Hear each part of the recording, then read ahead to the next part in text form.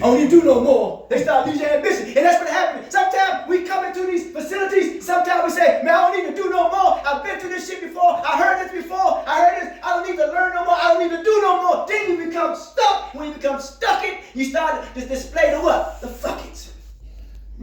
Huh? I don't need to what? I don't need to do no more. That means you don't need to work on who? Yourself. And you always got to work on who? Yourself. Don't lose your ambition, man. Don't lose your drive, your desire, your determination, your commitment. Because when you look in the word learning, you see the word ear, don't you, man? Amen. Huh? That means you got to what? You got to listen, man. Amen.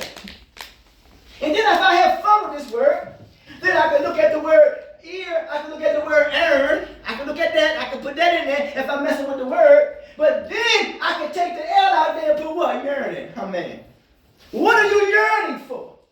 That which you yearn for is that which you desire. Because if you are unable to control your desires, somebody else is going to what? They're going to control it for you. Absolutely. What you're learning to do right now is to manage to control your what? Your desires. For who? For you. Not for what? Nobody else. And if you let somebody come in and lead you down a dead-end street, whose fault is that? Yours. Oh, boy. You don't want nobody to do that for you, and people would do it, and they would leave you there. And they say, well, you allow me to do it. And then you start what? Blaming them.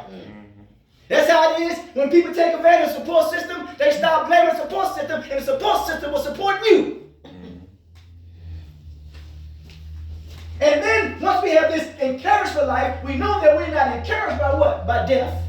But we're encouraged by life because we want to live life. There are those who lost people on this journey. And if they were here today, they would say, listen, learn to live life while you're here. I may be gone, but you are here. Make the best of the opportunity that is afforded to you right now. And then we say external support. But when we want the external support, we got to go inside, as he says, with the internal clarity. Oh,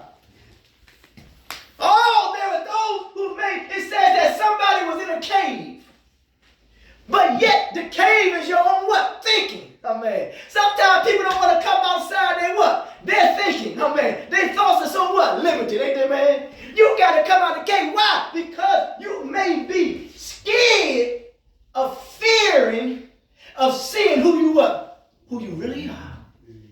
You may not like it, or you may like who you are, but damn, that you saying to myself, you second guessing yourself. You saying is what? Is this really me?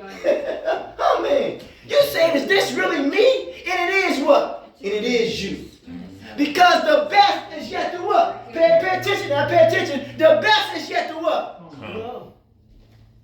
You ain't seen, we probably haven't seen the real part of us as of yet. We may have seen a little bit of it. Huh? Because we've been around people who are very narrow-minded, and they want to keep you in their what? In their box. Right. But now we're coming out of the what? Coming out of the box. We're coming out of the box. And listen, and we got this external support. We don't want to minimize it or take a what? Take advantage of it. And now we're dealing with this here. If we take advantage of it, there is no accountability. There's a lack of what? Accountability. Because for the most part, we run away from what? Accountability. Let me tell you something, man. We eat good. We got basic necessity, food, clothes, shelter. But yet we run away from what? Accountability. And responsibility. That's the word we want to get to. We run away from it. Boy, we enjoy what? When the opportunity comes to be irresponsible, we run to that shit, don't we, man? Amen. We run to it. It's like we take pleasure in being what? Irresponsible.